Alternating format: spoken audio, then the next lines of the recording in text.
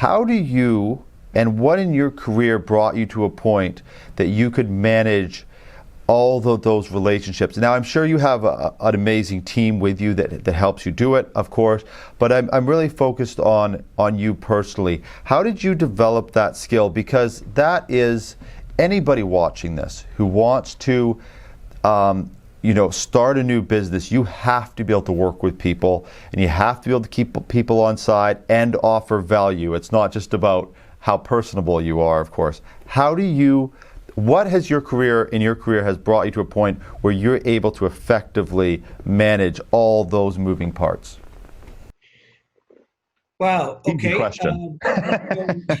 Let's go way back. I've always been external, meaning so always been external. I started out my career with an environmental services consulting company, and so I'd have to go out and kind of book consulting projects, did a lot of environmental assessments and things like that. So always kind of in a plant.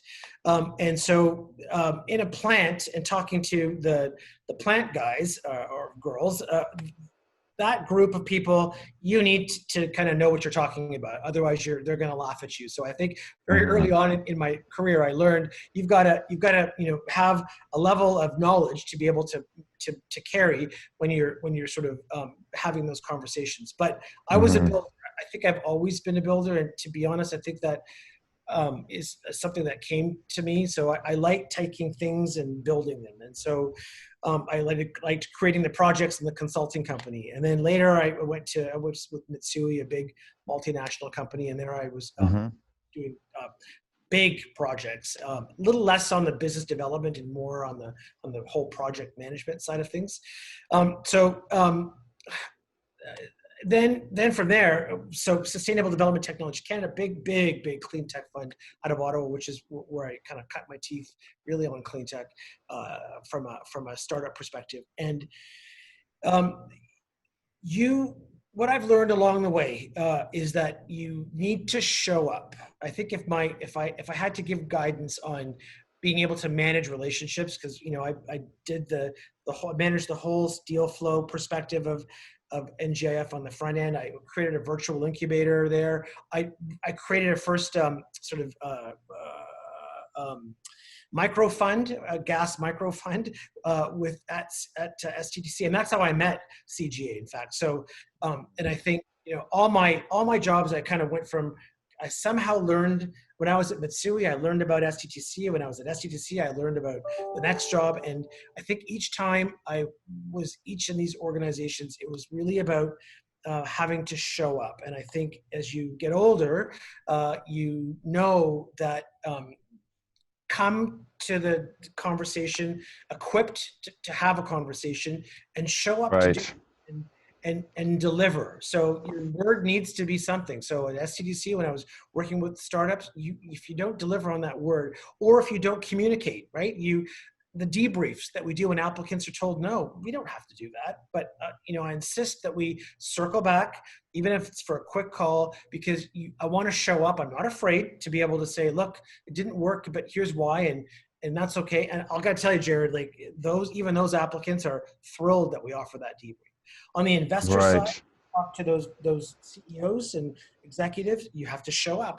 If I didn't go to Calgary a lot in those early days when I was building NGIF and building that sort of upstream community that we now have, I couldn't have done that through phone calls. You have to be in front of people and show. So just to close on that, I would say, what did I learn in my career along the way? You got to show up. You've got to believe. If it's not obvious already, I believe in NGIF. I believe in what we're doing.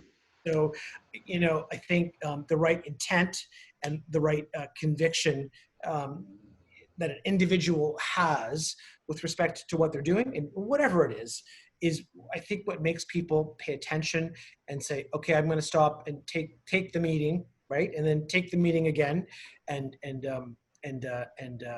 slowly build. And by nature of who I am, I for sure I'm a builder. I like to build things and make them come to life. And to do that, you've got to have numerous conversations with a lot of people over and over. Yes, over and over. Yeah. Over and over. NGIF was such a new concept. People didn't understand industry-led industry grants to clean tech. I've never heard of that before. And so, but there was a fundamental belief that this is what we needed, and the belief that it was going to work with government, it was going to work with our industry, it was going to work with clean tech startups. You had to believe in that vision. And so when you have those conversations with the government partners, and you have your conversations with your investors, and I think they have to know that that this is going to work. Because if I didn't believe it was going to work, then I think it would have been a tough sell. And so I think that's what I've learned along the way. If I think I answered that question. No, it's very good, and I was sort of making the checklist in my mind as was, and it's kind of that first thing you said about being knowledgeable. You see the people that show up, but they don't have the tools. They shouldn't have showed up. They showed up too soon. I've been that person. I know how that feels when you go, they went to another level that I wasn't ready for. And then that ability, even when things are tough, those tough conversations, when you show up for those and maintain the relationships through that, that's when you can, you can have working relationships that can last a lifetime. They really can. But Jerrod, the one thing I do want to sort of close on that is you also need to know your strengths and things that you're not doing, right? So, I'm great at probably, a handful of things, and I do them really well, but there's probably another hand of things that I'm not so good at. And so you surround yourself with people that can, you do it together as a team. The team at NGIF, like the team we have, they're all super smart in specific ways. And now as as you kind of build the next fund, right? And so you need to, you can't be everywhere at once. You start to lose touch. And so even now the companies I see them at a certain point, but the granularity of when I was involved in the beginning was right through that process. And now and that's because I needed, the team, we all do our parts to make it work. And now NGIF needs to work with this comprehensive team. In the early days, it was sort of just me out there, right, selling it. Now we're almost 9 million, 90 million managed, 29 companies. That takes a village.